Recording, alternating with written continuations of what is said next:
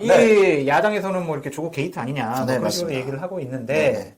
지금 저희가 그 조범동 네. 아마 구속 당하겠죠. 네. 조범동 씨가 익성이라는 데에 대해서 익성이라는 네. 그런 기업이 밝혀지는 거에 대해서 상당히 두려워했어요. 아, 두려워했어요. 그래서 네. 우리가 오늘 방송에서는 네네. 익성이 뭐 하는 곳인가, 네. 이 소유주가 누군가 네네. 이거에 대해서 한번 집중적으로 파봤으면 좋겠습니다. 네, 그렇습니다. 시원하게 오늘 얘기해 주세요. 익성 어떤 네, 얘기예요? 이게 최초로 나온 건 국회 정무위원회에서요. 지난달 29일 날 은성수 금융위원장 후보자에 대한 인사청문회 때 나왔습니다. 아, 조국 때문에 나온 게 아니었어요? 네, 네. 그 바른미래당 지상욱 의원이 네. 코스닥 상장사인 WFM의 허위 공시로 인한 주가 조작 지적하면서 이게 지금 조국 후보자하고 관련된 코랭크 PE와 관련이 있는 거 아니냐. 그거 뒤에 익성이라는 회사가 있고 그 익성의 이봉직이라는 회장이 네.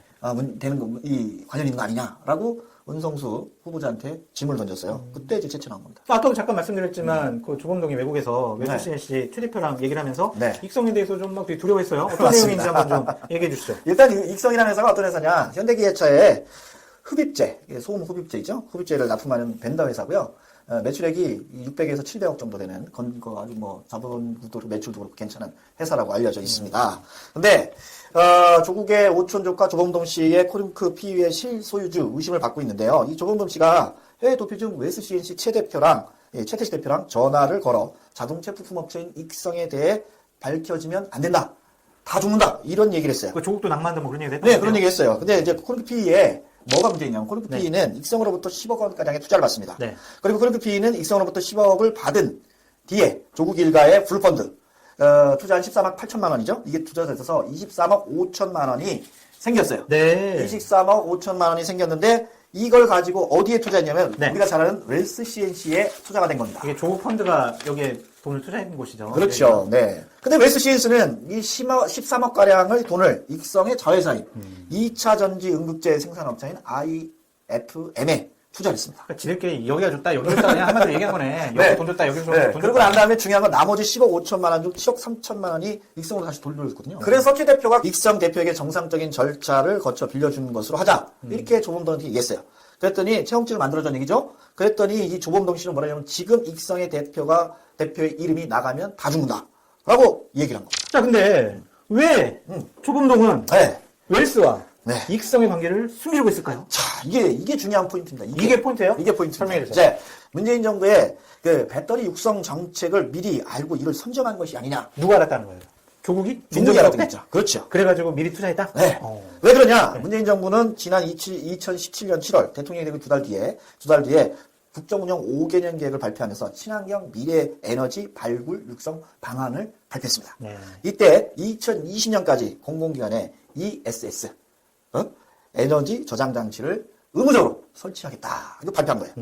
그리고 ESS가 바로 2차 전지로 IFM은 이 문재인 정부의 국정계획에 발표되기 직전 2017년 6월에 익성의 자회사로 만들어집니다. 야, 그럼 민정수석으로 이런 정보를 미리 알아가지고 투자회사 설립해가지고 투자해놓고 네. 투자하고 또 투자하고 네. 돈 빼먹고 네. 야, 대단하네. 네, 이게 그래서 사실이라는 이게 사실이죠. 왜냐하면 이게 재밌는 사건이 있어요. 최 대표가 네. 조범동하고 통화한 기록을 갖다가 검찰에 얘기를 했어요. 뭐라고 얘기했냐면 IFM의 코링크와 익성의 투자자죠. 이 투자가 들어간 IFM이 이게 배터리 육성 정책과 맞물려 있다. 네. 완전히 빼도 박도 못하는 상황이다. 그래서 IFM이 연결되기 시작하면 WFM 그리고 코링크 전부 다 난리가 난다. 배터리 육성 정책과 관련이 있다고 하면 이게 전부 다 공직자의 이해충돌과 맞물려 있기 때문에 익성을 공개하면 안 된다라고 최 대표한테 얘기를 했던 겁니다. 근데 그 2차 전지라는 게요. 에너지 네. 뭐 저장 장치라고 하는데 이게 뭐 네. 태양광에서 발생한 열을 그 에너지를 저장해 놓고 사용하라는 건가요? 네. 그게 그럼 태양광하고 태양광하고도 연결되어 있습니다. 네. 그렇군요. 완전히 뭐 친환경이라고 하면서 네, 그렇죠. 다 해본 거죠. 네. 근데 여기서 또 IFM하고 WFM이 나오잖아요. 네. WFM은 2차 배터리 응급제 회사로 지난 8월까지 코링크, 조국 펀드를 갖고 있는 코링크가 최대 주주였고요. 현재는 우모 씨로 바뀌어 있어요. 우모 씨. 네. 키포인트 뭐냐면, 네, 코링크가 인수한 WFM과 익성의 자회사인 IFM이 2차 배터리 사업, 공동 사업을 체결했고, LCNC의 최 대표는 언론을 통해 LCNT가 익성의 2차 전지 납품 사업을 같이 할 거다라고 발표했어요. 그러니까 이게 이런 거죠. 그러니까 상장회사인 WFM을 통해서 네. 조국 후보자 가족들이 투자한 IMF IMF. 그거를 상장시켜서 돈을 왕창 벌겠다. 왕창 겠다. 이렇게 이해를 하면 되는 그렇죠. 거예요.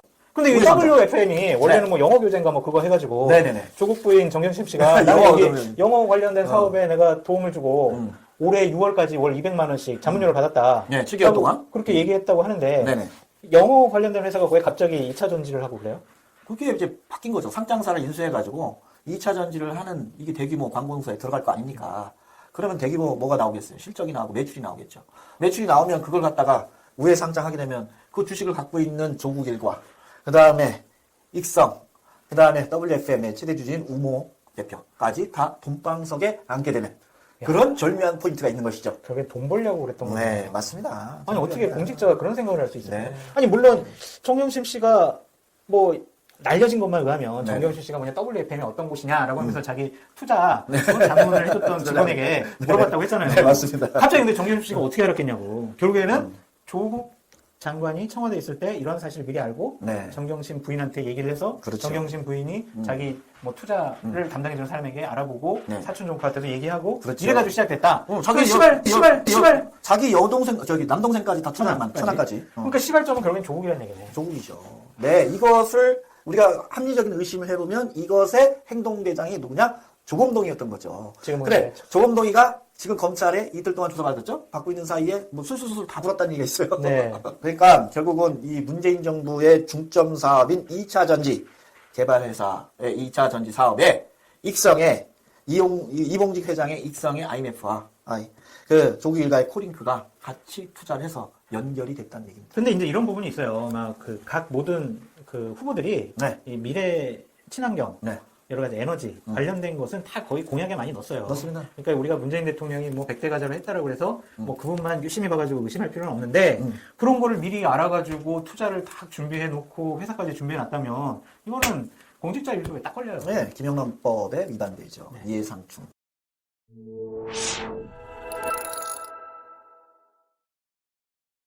근데 문제는 조국 게이트를 넘어서요. 민주당 게이트로 확전되는 양상이 있습니다. 게이트요? 민주당 네, 게이트? 민주당 게이트. 누가 이렇게 걸렸어요? 아, 이게 또, 이 누구? 코른크 P에, 네.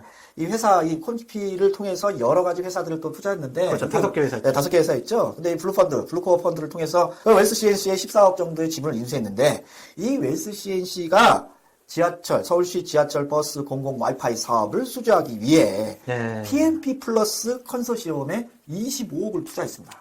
투자한 거에 뭐 문제가 되나요? 뭐, 그렇죠. 이게 뭐 2018년 뭐 일지 한번 우리 김땡땡 기자 올려주세요. 자, 근데 이게 뭐가 문제가 되냐면, 이 우상호 의원의 전 보좌관이었던 서희용 폴컴 SNY 대표는 PNP 플러스의 20.89 지분을 갖고 있던 상무이사였습니다. 죄주셨네. 보좌관이 아유 물어보네. 이게 이게 이런 주주였어요. 그리고 네. 이 우상호 의원이 지난해 이제 민주당 서울시장 후보 경선 당시에 뭘 나왔냐면 고성능 무료 와이파이 구축을 공약으로 내세운 바가 있습니다. 네. 그러면은 자기 보좌관이 네. 지분을 갖고 있는 네. 그 회사에서 중점적으로 하는 일을 우상호는 서울시장 출마하면서 내가 서울시장 되면 이거 하겠다. 그렇죠. 자기 보좌관 돈 벌어주려고 한 거네. 그러니까. 그러면서 조국 장관이 여기 투자를 했으니까 조국 장관 일가에게도 돈을 벌어주고. 그렇죠. 대단한 사람들. 예. 자, 그리고 또 여권의 보좌관 한 명이 또 나타납니다. 송모 보좌관 1.25%를 갖고 있었고요. PNP 그 플러스 서재성 네. 대표와 오랫동안 친분을 갖고 있는 진이었다. 이런 얘기했습니다. 그러니까 이게 그러니까 조국 펀드, 조국 가족 일가 네. 게이트가 아니라 이게 민주당까지. 민주당 게이트가 되죠. 왜냐하면 실세 의원, 전직 실세, 그 실세 의원의 전직 보좌관들이 PNP 플러스의 이 등기부 이사를 하고 있었습니다. 네. 그래서 이건 뭐 이미 그 여러 매체에서 한번 나온 적이 있습니다. 그래서 이게 뭐 비록 그 낙찰을 받아서 두 개 다 낙찰을 받았지만 기술력과 자본력이 없어서 유찰이 돼버렸어요. 이게 아마 그럴 거예요. 이 박근혜 정권 국정농단이라든지 네네. 이 적폐 수사 때문에 그런데 이 공무원들이 아무리 위에서 모습을 좀 보여줬어야 할 텐데 실제로 우리나라 현행 국회의 의석 구조상, 배분 구조상 단 한 발짝도 어떻게 움직여볼 여지가 없는 그러한 사정이어서 나라가 통째로 정지되어 있는 그 기능이 정지되어 있는 것 같다는 생각을 하게 됩니다. 이런 막무가내의 상황까지 오지 않도록 이러한 문제의 당사자가 된 사람들 스스로가 상식과 순리에 의해서 스스로들의 처신을 사전에 정리를 좀 해주었으면 그랬으면 오죽 좋았겠습니까마는 지금 이들이 하고 있는 모습을 보자면 이들을 대상으로 그런 기대를 가졌다는 것 자체가 애초에 부질없었던 것이 아닌가 하는 생각을 하게 됩니다. 아무튼 현재 상황을 다시 한번 쭉 정리를 해본다면 검찰은 현재 전 국민적인 의혹이기도 한 동시에 일부 단체나 개인들에 의해서 현실적으로 법령에 의한 고발이 이루어진 사건에 대해서 정식으로 그 수사를 진행하고 있는 중이고, 지목되고 있는 사람들을 수사하는 과정에서 특별하게 검찰이 부실하거나 편파하거나 어떤 압력을 행사하고 있다거나 이런 불법 부당한 이런 행태가 지적되고 있는 것은 아닌 것 같습니다. 그런데 그 대척점에 서 있는 신임 법무부 장관 쪽에서는 훈령 등을 개조한다든지 또는 인사권이나 그가 가지고 있는 검찰에 대한 감찰권, 이런 제도들을, 현행 가능한 제도들을 이용을 해서 현 수사 상황을 축소 압박하려는 시도가 있는 것 같다라는 보도들이 계속적으로 흘러나오고 있습니다. 또한 그러한 시도를 검찰 개혁이라고 하는 명분으로 덮어가려는 것 아닌가 하는 그런 의혹을 보이는 그러한 해설들도 많이 쏟아져 나오고 있는 그런 상황입니다. 이러한 때 정말 시청자 여러분들께서 양측 어느 쪽의 편에도 서지 않는다라는 공평한 입장에서 이 문제를 어떻게 해결할 방안이 있다라고 생각하시는지, 여러분들의 생각을 한번 정리해 보신 적이 있는지 그 의견을 함께 나눠보고 싶은 심정입니다. 그리고 아마도 그러한 방안이 만일 있다면 완전히 양쪽의 의견으로부터 중립에 서서 해결 방안을 찾는 그러한 방안이 있다고 한다면 우선 권한을 우위에 가지고 있는 법무부 장관은 자기 자신과 또는 자기 자신과 연결된 어떠한 권속을 비롯한 관계자들 그 수사에 관한은 엄정하게 자신은 전혀 아무런 권한을 행사하지 않기로 하고 엄정 중립을 유지하기로 하고, 검찰은 이 수사를 최대한으로 빠른 시일 내에 적법하고 정당하게 수사를 종결을 해서 그 상황을 정리한 후에 법원에 기소를 하든지 해서 법원의 판단을 받고, 그리고 양 당사자는 이 법원의 판결에 깨끗이 승복하기로 하는 그런 모습으로 간다는 것, 그것만이 아마도 유일한 대안이 아닐까 하는 생각을 하게 됩니다. 만일 그 방법 이외의 방법이 있다고 생각을 해본다면 그건 방법이 하나뿐이겠죠. 검찰은 지금 현재 하고 있는 수사를 전부 내려놓아야 하고, 그리고 신임 법무부 장관은 지금까지 수사된 내용에 대해서 본인이 검찰 개혁이라고 내세우는 방안을 적용을 해서 정리하는 칼을 휘둘러야 하는 그러한 상황밖에는 남는 것이 없지 않게 될까 그런 생각을 하게 됩니다. 그러나 그러한 방안은 어떠한 경우에라도 현행 대한민국의 법률로 보거나 국민 정서로 볼 때 결코 바람직한 대안이라고 볼 수는 없을 것입니다. 특히 이러한 때에 제게 의문이 일어나는 것은 법무부 장관이 시종 일관 주장하고 있는 검찰 개혁이라는 것은 도대체 무엇을 어떻게 하겠다는 것일까 하는 것입니다. 지금까지 국민들에게 알려진 바로는 정부가 주장하고 있는 검찰 개혁은 두 개의 방향으로 집약되고 있습니다. 경찰과 검찰 간의 수사권의 조정 문제, 그리고 고위공직자들의 범죄만을 전담하는 공수처의 설치 문제. 아마 이것이 검찰개혁의 논의에, 정부 측이 제안하고 있는 논의의 핵심인 것 같습니다. 그런데 과연 이러한 정도의 변화가 그렇게도 대한민국의 오늘을 위해서 시급하고, 그리고 정말 가장 적절한 것이고, 또한 이 문제를 해결할 수 있는 사람으로서는 신임 이 조국 법무부 장관 이외에 다른 사람을 생각할 수 없는 것이냐, 그러한 이유가 충분하게 어떻게 있는 것인지를 우린 들어본 적이 있느냐, 여기에 의문을 갖지 않을 수가 없습니다.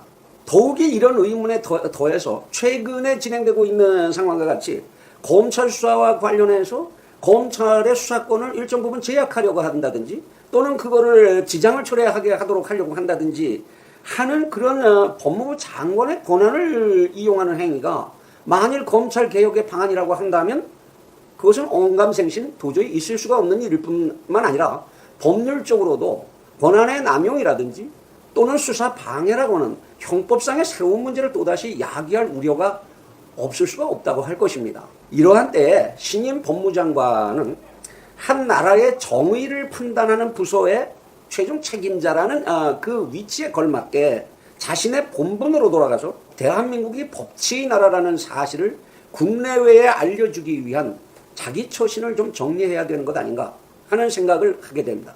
또한 그렇게도 초지일관으로 주장하고 있는, 자기 자신이 주장하고 있는 검찰 개혁의 당위성과 그 목표, 그것이 가져오게 되는 현실적인 국익에 대해서 국민들을 설득하고 국회 동의를 구하려는 노력을 충실히 지금부터라도 보여주는 그런 자세를 보여주어야 하는 것이 우선이 아닐까 하는 생각을 합니다.